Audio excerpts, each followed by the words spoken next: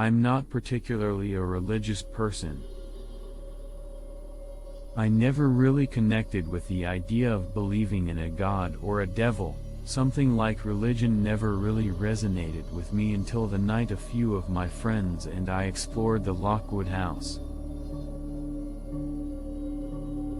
My mother gave me a laptop this morning. She thought that it might help me cope or whatever, so here I am, typing what I remember. I haven't been able to sleep. There's a shadow that stands in the corner of my hospital room at night, and sometimes I hear voices inside my head telling me to do things, and I'm terrified. No one believes me. They keep stating that my traumatizing experience must have triggered my anxiety. They called it a dissociation or detachment from reality, I think. Whatever. I know that what I saw in that house was real, and what had happened to my friends actually did happen.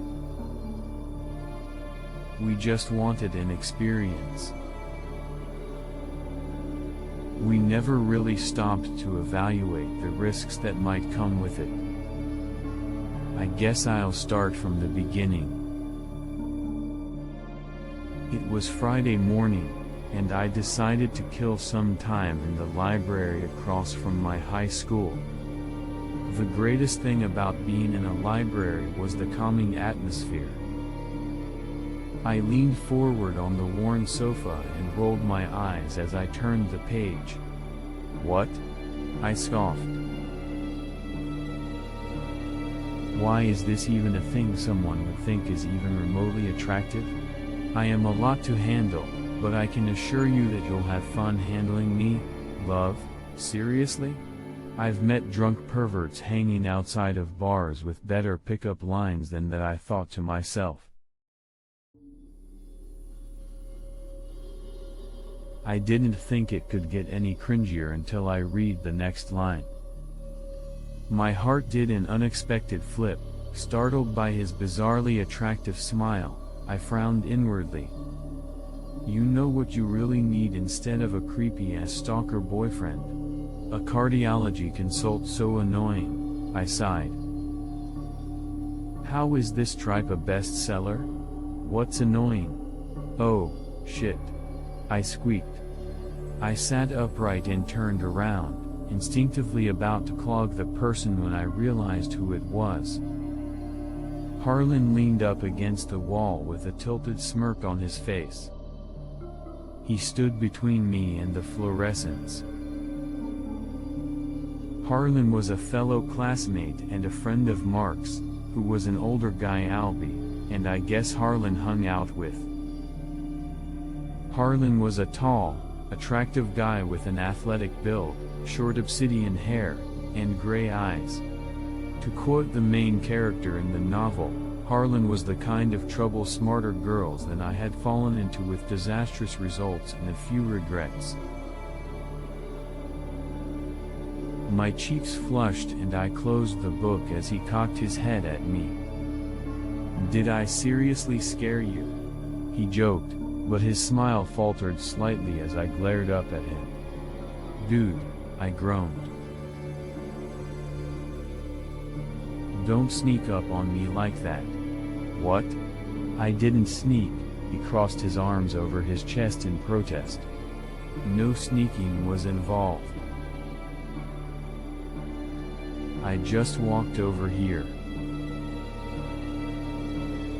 And to be fair, this is a library. Silence is sacred in a library, so technically we're supposed to sneak. We're also the only ones in here right now anyway, so who cares? My eyes did a pointed sweep of the decidedly empty area before settling back on Harlan's with an unamused glower.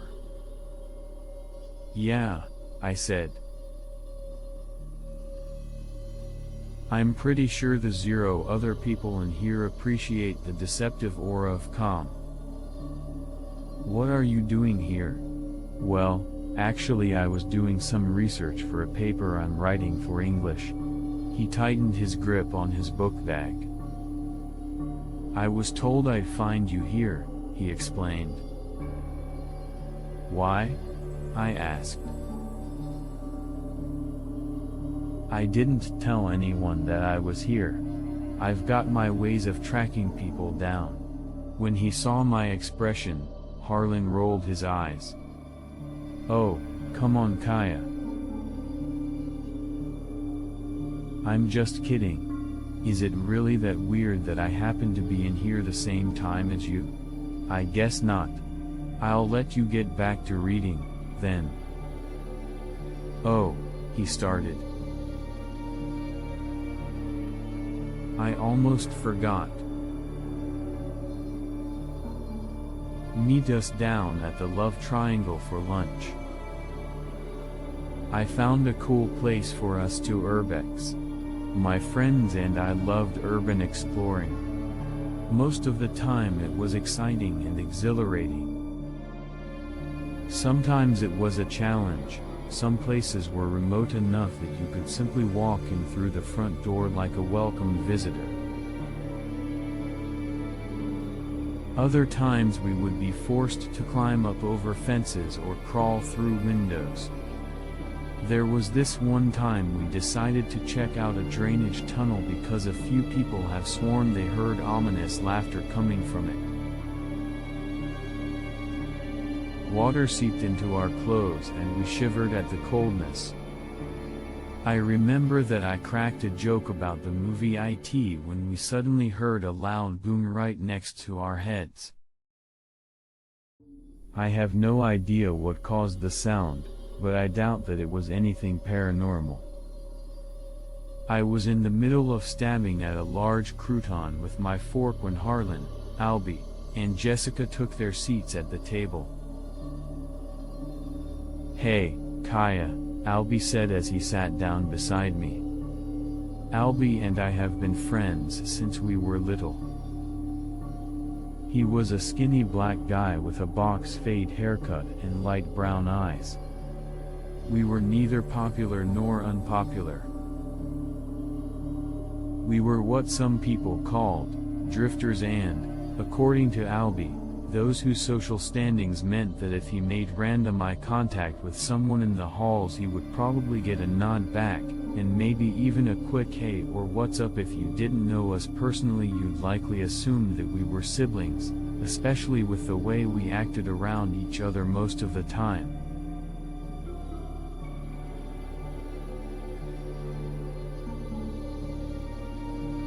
"What took you guys so long?"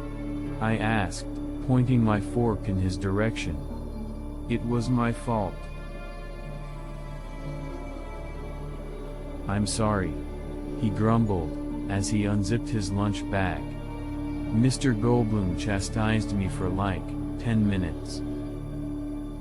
To be fair, you were looking at your phone in class," Jessica said. Jessica was Albie's girlfriend, a petite girl with long blonde hair and hazel eyes. "And that wasn't the only thing," Albie sighed. "You're not wrong, but he's kind of an asshat. You should use that filter once in a while," Jessica said.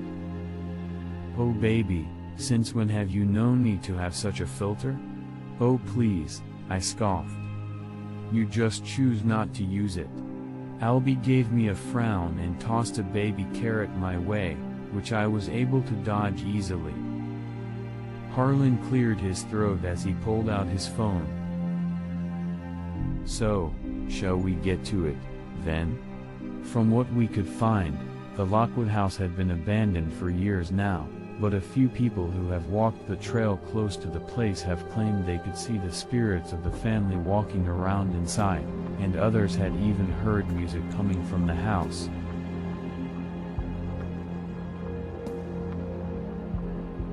When they went to investigate, there was no one inside. In 2010, Ethan Lockwood brutally murdered his wife, Anna Lockwood, and her parents Stephen and Isabel Thompson in the middle of the night. Authorities found Anna's parents dead in their bedroom, Both of their bodies were in pieces, and their daughter's body was found in the basement. Anna had multiple blunt force head injuries, and what's worse, her eyes and tongue were missing. Ethan's body was found in the living room with a shotgun beside him, and a deep laceration on his neck. "Get this," Harlan said, as he scrolled down. There was a survivor, a 10-year-old boy.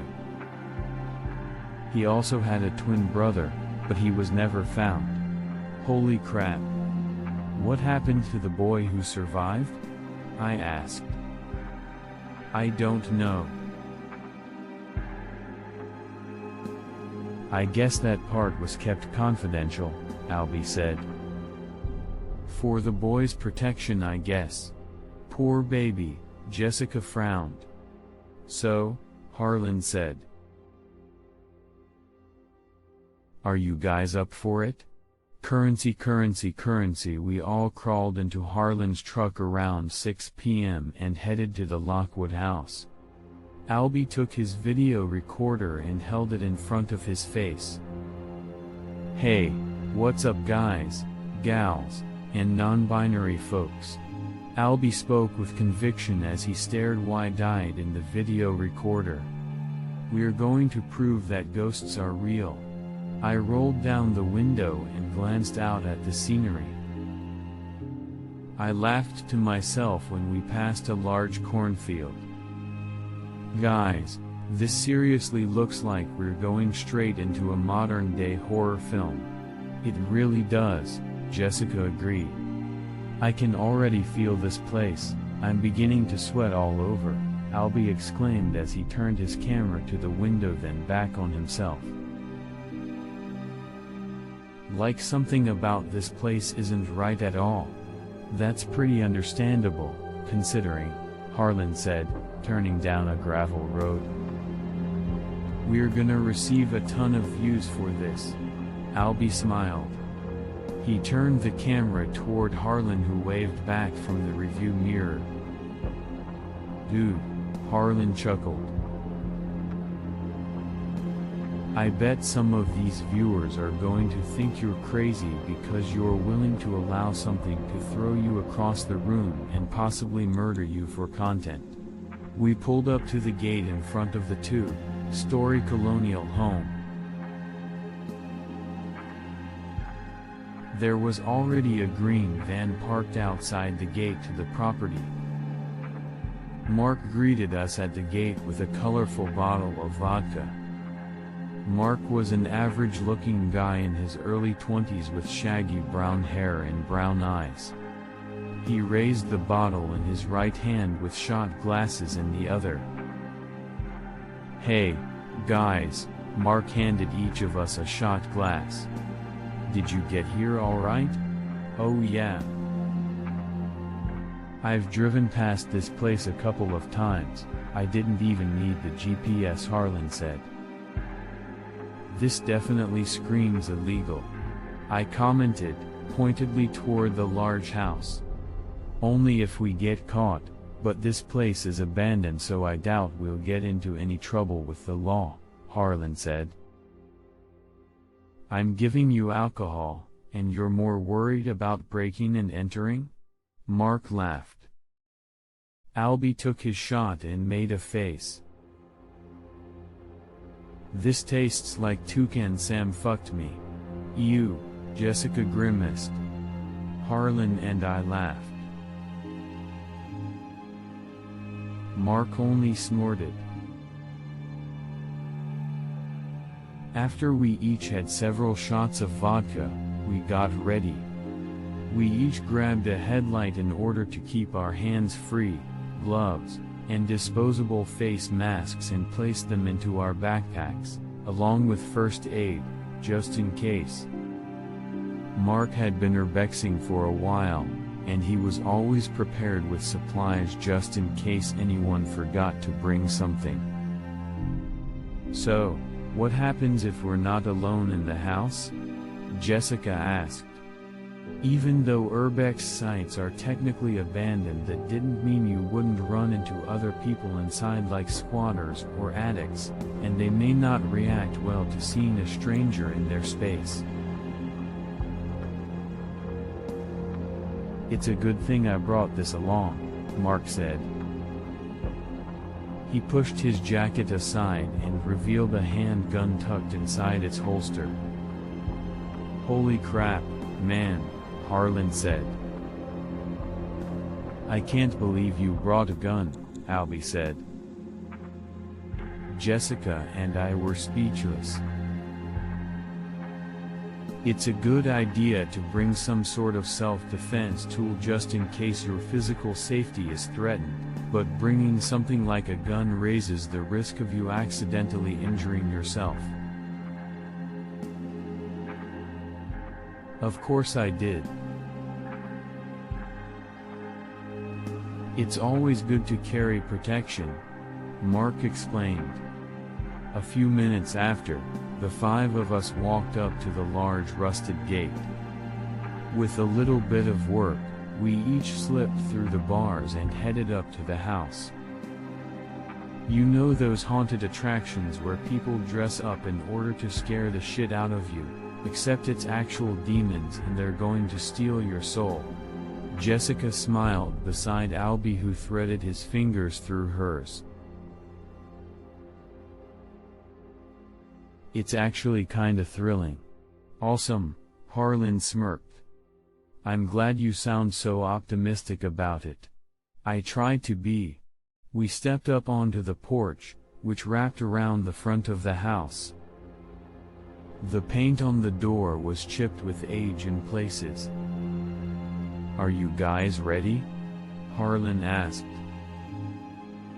Once we enter this house, we will possibly become vulnerable to any demonic presence that might reside here. I rolled my eyes. If I'm in serious danger, I'm getting out. I'll throw myself out the window if I have to. I'm on Kaya's team, Jessica agreed. Team rational. What, and risk getting a broken leg? Albie asked. Better a broken leg than having your soul taken by a demonic entity, I replied. Alright, guys, let's do this, Harlan said. He opened the door and the five of us headed inside. The front door opened up into a foyer. Straight ahead of us was a staircase that led up to the second floor. There was a spacious living room to our right and a dining room to our left, and from there, an alcove entrance that led into the kitchen. I could tell that this place had been abandoned for years. There was cobwebs and peeled paint on the walls.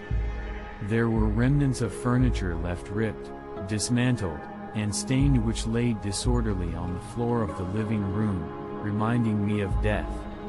This had once been the home of a happy upper-class family, full of life. Now it was replaced by ghosts of the past, vermin, spiders, dirt, and trash. The smell of rot and the taste of regurgitated food made me grimace in disgust. Why hasn't anyone fixed this place up and put it back on the market? Jessica asked. Who really knows, Albie replied. Hello, Harlan announced as he twirled on his heels. Are there any spirits here? I glanced over at Harlan with a look and he shrugged. Is this what you guys imagined? Mark queried. Sure, minus the dead bodies. I walked into the living room and spotted a mid-century record player console propped up against the wall next to a grand piano. There was a record still on the turntable, You Belong to Me by Patience and Prudence. Hey, come check this out. Out of curiosity I placed the stylus and tried turning it on, not really expecting anything to happen. I jerked my hand away when it began to play. I quickly took the needle off, a little creeped out. Holy crap, that scared me. That thing still works? Albie asked, as he inspected the record player. That song is kinda sweet. No it isn't, Jessica frowned. It's the kind of song you would hear while being tortured to death. After we goofed around a little bit, we all decided to begin exploring around the house. Mark started up the stairs and asked if anyone would like to join him. "I'll join you, man," Harlan said. He gave me a wink before heading towards the stairs with Mark, and I glanced over at Albie and Jessica as they disappeared down the hall. I was alone. I walked over to the piano, and carefully lifted the lid up and over to reveal its keys. My fingers traced the lines in between them and pushed down lightly on a few. The deep sounds reverberated around the room. My eyes drifted up to the small picture frame sitting on top of the piano. I absent-mindedly bit my bottom lip and reached up to grab the frame. My fingers trailed across the picture, leaving an oily impression against the glass that held the picture in place. A family of 4 stared back at me, and I realized that it was Ethan, Anna, and their twin boys. I was so focused on the twins that I almost didn't hear my phone alerting me that I had a new text message. It was a text from Albie. From Albie at 6:45 p.m, "Meet us down in the basement. I want to show you something." To Albie at 6:46 p.m, "What is it?" From Albie at 6:46 p.m, "There's some cool shit down here. Hurry up." I rolled my eyes and placed my phone in my pocket as I made my way down the hall. I paused at the top of the basement stairs. I could hear Jessica and Albie, the beams from their headlights bouncing around. "Albie?" I called out. "Yeah, Kaya, we're down here," he replied. "Come on down. We have something to show you." "Alright, I'm coming down, hold on." I carefully descended the stairs and turned the corner. "So, what did you want to show me?" My voice died in my throat. It was dark down here, and my friends were nowhere to be seen. I was gripped by a sudden sense of unease. I stood near the stairs and turned on my headlamp. "Hello? Albie, this isn't funny, dude." What answered me was silence. Absolute silence. I was alone, or I thought I was, until my light fell onto something moving a few feet in front of me. It was an androgynous-looking kid around my age with pale skin, shoulder-length black hair, and violet eyes. They wore a long-sleeved gothic cloak poncho, over thin black leggings. Their lips pulled back into a malicious grin as they came closer to me. I watched in horror as their eyes rolled to the back of their head and their mouth split open wide, revealing sharp teeth. They reached out for me and I screamed in terror. My instincts finally kicked in. I bolted up the steps, and stumbled into the hallway. I ran for the front door and tried to leave, but it wouldn't open. What the hell? That made no damn sense. My heart sank into the pit of my stomach. Suddenly I felt something touch my shoulder. I screamed, ready to defend myself. Hey! Hey! Kaya, stop, it's me, Albie. I stopped struggling as my eyes refocused on the familiar faces in front of me. Albie, Jessica, and Harlan stared back at me with confused alarm. "Are you alright?" Harlan asked. "What happened?" I shook my head and quickly glanced behind them at the basement door, but there was nothing there. I know I hadn't imagined it. I turned my attention back to my friends. I saw something down in the basement. "I want to leave. Now." "What are you talking about, Kaya?" "Hold up, did you see something down there?" "Holy shit. The ghosts didn't think one of us would see them, but we did." "Can you?" Before Albie can finish his sentence, I roughly pushed him away from me and turned back to the door. "Damn it, Albie. I don't want to be in this fucking house anymore. It won't open." "Why won't it open?" "Seriously, Kaya, what the hell?" Albie asked, almost annoyed. Just relax, Kaya. Let me give it a try, alright? Harlan offered, calmly. He grabbed the knob, but it stayed shut. What the hell? See? I told you it won't open, I hissed. What do you mean, it won't open? Let me give it a try. Albie shoved his way past us. He motioned for all of us to stand back and we watched as he tried to use his whole body against it. Maybe the door's jammed, Jessica exclaimed. Let's chill out. The front door isn't the only exit out of this place. Jessica's right. Let's try the door in the kitchen, Harlan said. We entered the kitchen and Harlan quickly made his way over to the screen door that faced the forest. He cursed under his breath. Damn it. Nothing. Hold up, guys. Where's Mark? Albie asked. Harlan quickly pulled his phone out to call Mark when we all collectively got a text from him, reminding us that we had set up a group chat for easy contact. Harlan glanced back at me with an odd expression I couldn't name. I opened my texts and a sharp stab of dread settled in my stomach. From Mark at 7:05 p.m. I'm down in the basement, Harlan. Where are you? From Mark at 7:06 p.m. Harlan, is that you? It's not funny, man. Harlan texted Mark that we were all in the kitchen. I watched as the three small dots in a text bubble pending before it disappeared and Harlan's cell phone rang. He answered and placed Mark on speakerphone. What the hell do you mean you're in the kitchen? I definitely heard your voice down here. Harlan cursed, and told Mark to make his way to the kitchen. Harlan started toward the basement and we all followed right behind him. Before we could reach the stairs to the basement, however, the door swung shut, the force of it knocked us backwards.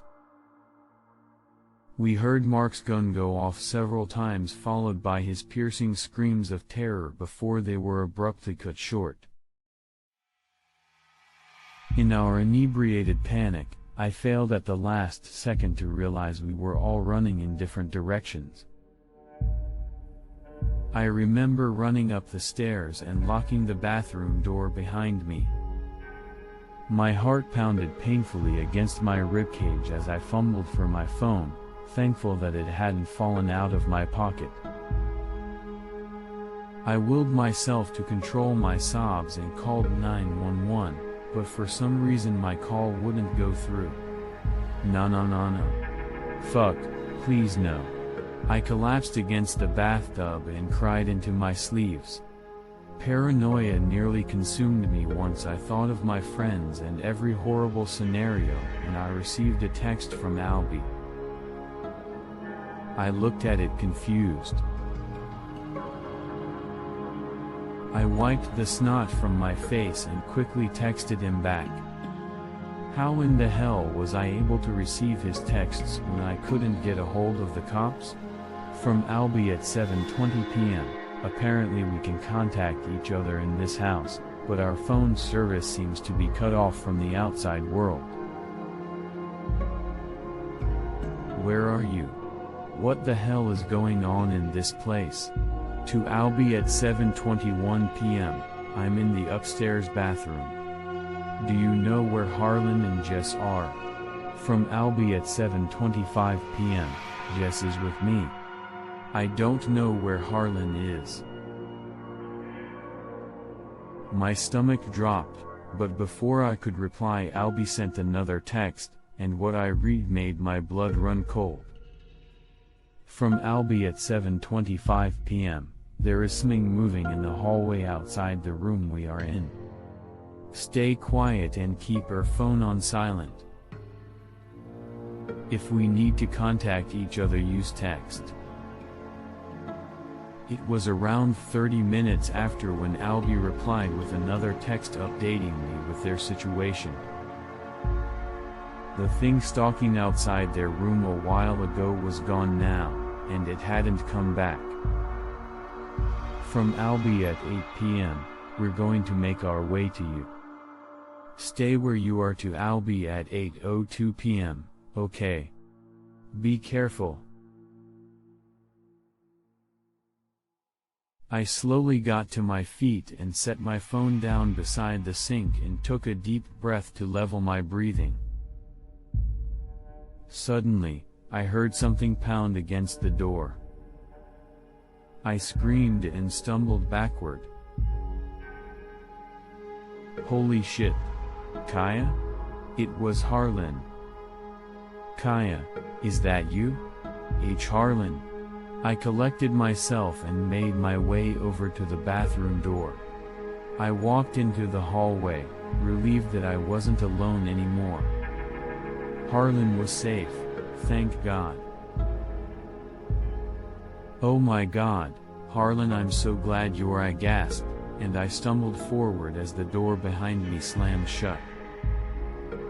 I felt a sudden wave of dread wash over me as my eyes swept up and down the vacant hallway. Whatever was keeping us here tricked me. I quickly tried going back into the bathroom, but it wouldn't open. Not only that, but I left my phone by the sink. No. Damn it. I needed my phone. It was my only way to stay in contact with my friends. And how was Albie going to know where I was? I had two options. I could try and make my way to Albie or find another place to hide. My heart thudded loudly in my ears as my headlamp bounced off the walls, chasing nothing more than shadows. I stuck close to the wall as I made my way down the hall. From somewhere down the hall, I heard a voice call out. It was Albie's voice telling me to come over to him. I hesitated for a moment. What if it was another trick? It definitely could be, since whatever is toying with us was capable of mimicking voices. What if it really was Albie? Regardless, I had to go past the room if I wanted to find Albie or another place to hide. Kaya, we're in here, Albie whispered to me as I got closer to one of the bedrooms. I hesitated before I stepped inside.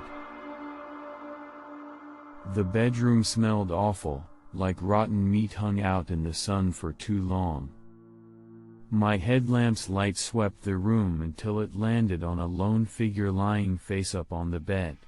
Albie? I whispered, tentatively. My voice sounded thin, like old paper. The figure on the bed didn't answer, but when I crept closer, I slipped on something wet. I glanced down at the floor. It was blood, a trail of blood led in from the doorway all the way to the bed. Oh my God! I screamed. My stomach rebelled and I heaved out my lunch until I couldn't expel anything else. My throat burned as I wiped my mouth, and my chest hurt from sobbing out his name. Mark laid sprawled on the bed, his abdomen was ripped open and what remained of his entrails spilled over his body like a gory blanket. I stumbled backward, I fell against the door, closing it shut. I was about to leave when I spotted the gun tucked under Mark's jacket. Oh God, this was probably the worst decision ever, and the likelihood that this was yet another trick was high, but I needed something to protect myself with. I've watched Mark use it before when we all went camping a year ago, so I kind of knew how to use it. I steeled myself and started toward the bed. The closer I got, the more I can see the damage done to his body. His abdomen and chest cavity were open and hollowed out. The skin looked like it was rolled back, torn and ragged. His sternum was completely gone. A few of his ribs were cracked so they protruded from either side of his body like fangs. Half of his bottom lip looked like it was chewed off and his left ear was missing. I shook my head and tentatively reached out for the gun. Just as I grabbed it, I felt something gooey covered on the grip of the gun. I yelped and dropped it on the floor.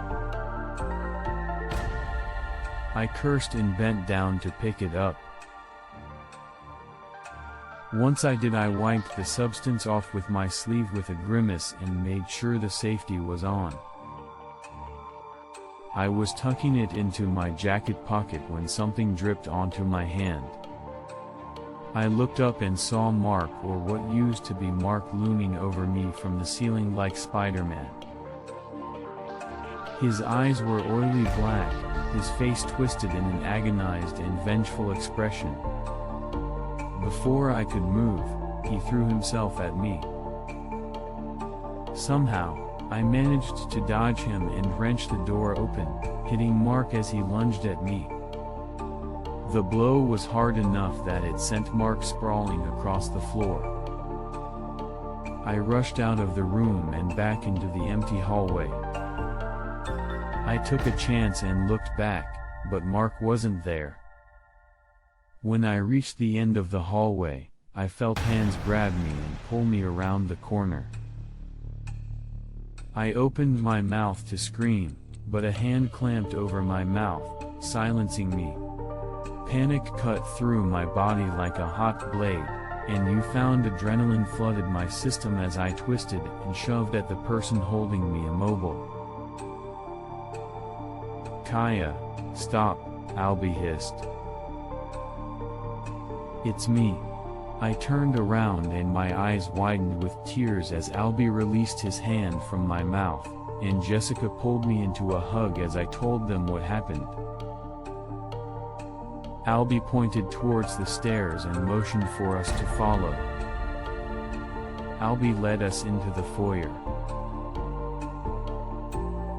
We heard movement in the basement, so as quickly and quietly as we could, we crawled inside a closet across from the living room.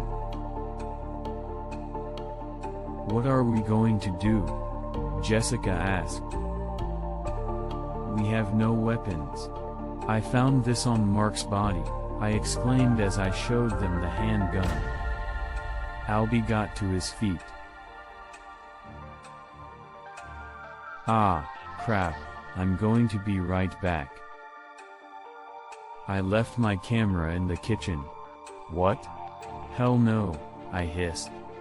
"Splitting up is a terrible idea. Risking his life for that damn camera. Was he an idiot? Just stay here, alright? Kaya, keep that gun out," he said, with no room for an argument.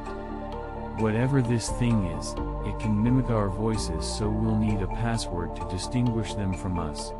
He took out his phone and typed Last Alliance after he left. I crawled over to the door and locked it. I sat down next to Jessica, who was sobbing. I turned to her and placed my palms to her tear-stained face. "Hey, Jess. We'll make it out of here, alright?" I promised. Jessica shook her head and pushed my hands away from her face. "Don't say that shit to me. We're going to die here, Kaya," she hissed. "Why is this happening? I wanna go home." I sat back against the wall and sighed. 10 minutes later, I heard movement coming from outside the room. I quickly got to my feet and placed my hands on the door. "Last Alliance," Albie whispered, rather quickly. "Hurry up and let me in." I hadn't even released the doorknob when Albie pushed past me and helped Jessica to her feet without much protest on her end. "Shit, it was him all along." "What are you talking about?" I asked. "I caught it on camera," he whispered frantically. "The reason he brought us out here wasn't to shit, he was breathing hard." He moved toward me and shoved the camera in my direction. "Here, hold on to it," for his sentence was cut off abruptly as the thing that used to be Mark drilled his fist into Albie's chest from behind. Albie's eyes widened as his mind had come to the realization at what happened. Mark dropped Albie's body on the ground and his lips twisted into a manic grin as he examined his blood-covered arm. "He was spying on us," Mark said, but it didn't sound like Mark anymore. His voice sounded like several voices overlapping, fighting for center stage. He didn't think that we would notice, but we did. We screamed, and holding onto the camera with one hand I pulled her toward me with the other, quickly. We couldn't save him, and I knew that if we didn't move now we would end up just like him. Jessica and I bolted down the hallway and back up the stairs. We found an empty room that must have been a personal office at one point, and barricaded ourselves inside. I cursed when I noticed the room we were in didn't have a window wide enough for us to escape through. I sat against the wall beside Jessica, who sobbed into her sleeves. I glanced down at the camcorder, which felt heavy in my hand. What did Albie capture on camera that had him so upset? I turned it on, and what I saw on the screen made my blood run cold. It was Harlan, the kid from the basement who stood beside Harlan, and the thing that used to be Mark. Harlan was speaking to him, but it was in a strange language that I couldn't understand. After he was finished, the thing that used to be Mark knelt down as if Harlan was some kind of royalty, and that was where the video stopped. I heard that thing right outside the room we were in. He was telling us that no matter what we did, we were not leaving this place. A few seconds later, he broke through the door, pushing the desk and chairs out of the way with ease. With the force, one of the chairs knocked me to the floor. He released a sick and twisted laughter, and stalked toward me, eyes filled with malice. Jessica grabbed something heavy from the floor and chucked it at Mark. Mark was startled for a second, and then slowly turned his attention to her. She yelped and frantically swept her eyes around the room for anything she could use as a weapon. He lunged for her and they collided to the floor. I fumbled for my jacket zipper for the gun, but I was too late. I watched in utter horror as he ripped into my friend. Her screams of terror and agony will haunt my nightmares for the rest of my life. I pulled myself to my feet, my back bumped into something hard. A metal filing cabinet. Mark turned his attention back on me, but before he could reach me, he tripped over something and he fell to the floor. I shifted, and using my whole body weight, I managed to tip it over. It landed on top of Mark with a sickening crunch of bone and viscera. I slowly made my way to Jessica's body and collapsed to my knees. I clutched at my own head and screamed until it hurt. At that moment, all I wanted to do was crumble in defeat. My voice had broken into heavy sobs so loud and ugly that I almost didn't hear Harlan's footsteps behind me. "Kaya, is that you?" he called out to me, his voice full of worry. I was hardly listening to him. This was his fault. Rage spiked through me like a knife to my gut. It twisted and turned until I was all ground beef inside. I had the sudden urge to pull the gun from my jacket and no, I had to calm down. Maybe if I feigned ignorance, I might still have a chance to escape, however slim that was. He bent down, and I let him pull me along with him without protest. With his eyes forward, I slowly put my hand on the gun. We were almost to the kitchen when Harlan turned around, and leaned against the wall. "So, you know, don't you?" It wasn't a question. I slowly pulled out the gun, unlocked it, and trained it on him. He stared at me with an unsettling expression, and I could have sworn his eyes were black. I suddenly felt an intense pressure pour down on me. I could feel a miasma of something intense as his eyes bore into mine. My arms trembled with the effort of keeping them aloft. The gun clenched tightly in my hands like a lifeline. I couldn't falter. I knew that if I did, even for an instant, Harlan would undoubtedly kill me. "Oh, don't be like that, Kaya. You're not getting out of this house unless I say so let's just chat, I shook my head and raised the gun to his chest, and for a brief moment I caught a glimpse of a surprised expression on his face when I pulled the trigger. The sound of the gunshot reverberated around me. I pulled the trigger again and again, but the gun was empty. I dropped it to the floor, my hands shaking. He glanced down at himself. "Huh. Well, would you look at that, you managed to get me through the ribs, good job." I was running before Harlan finished his sentence. However, he wasn't coming after me, at least not yet. Figures.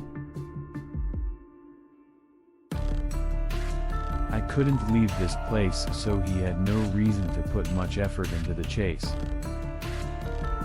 I stumbled through the house, catching myself on overturned furniture in order to keep my balance as I made my way towards the stairs.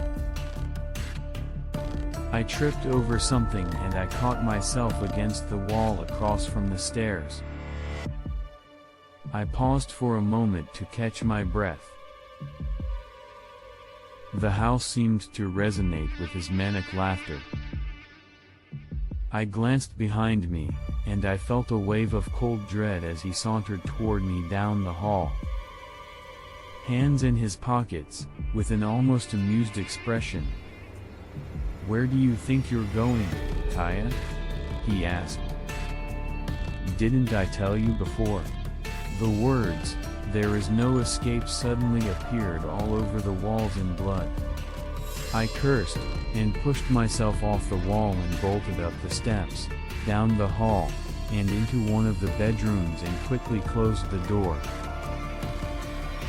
I looked around at what was once a child's room. There was a twin-sized bed in the center of the room, a nightstand across from the closet, and a bathroom.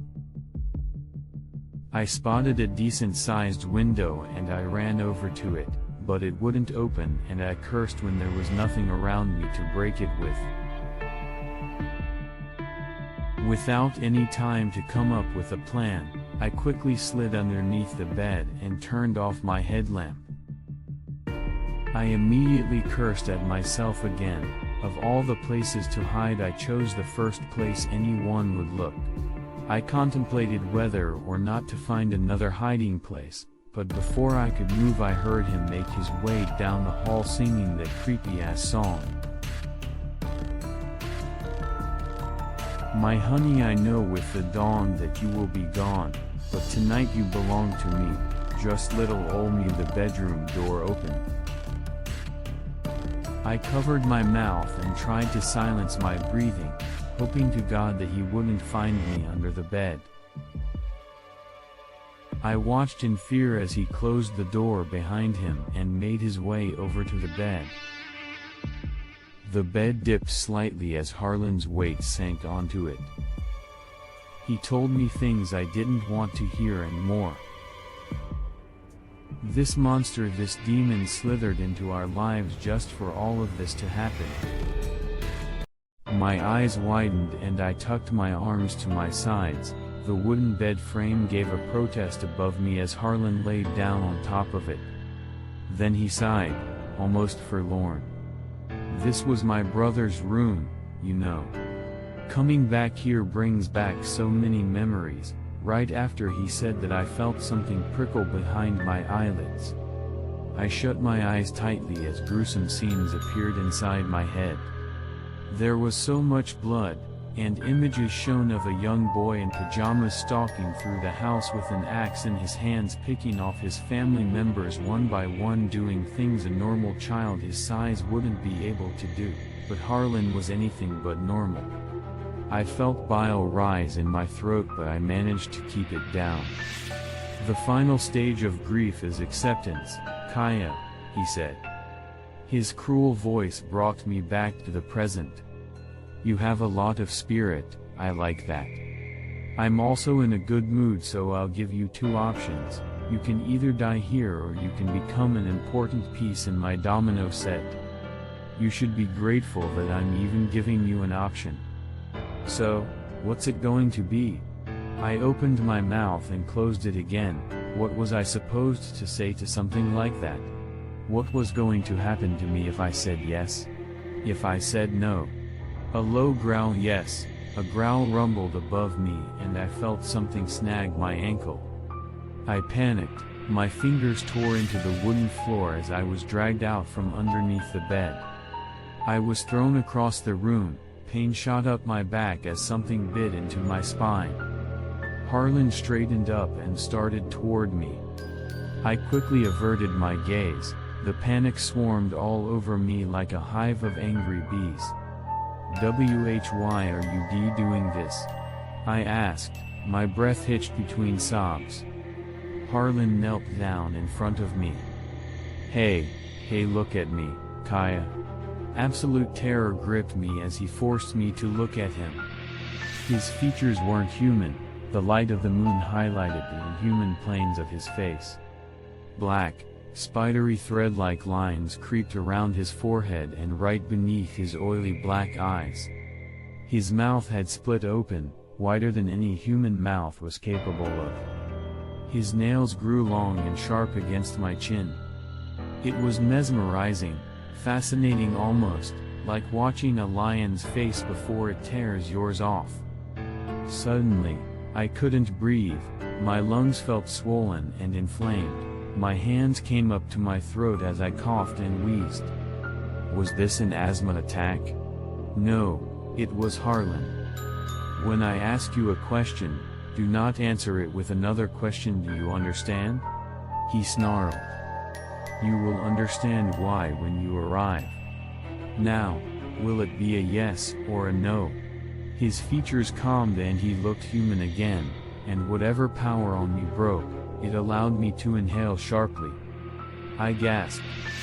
I wanted to scream at him, I wanted to rage. Instead, I dropped my hands on my thighs. I wanted to live.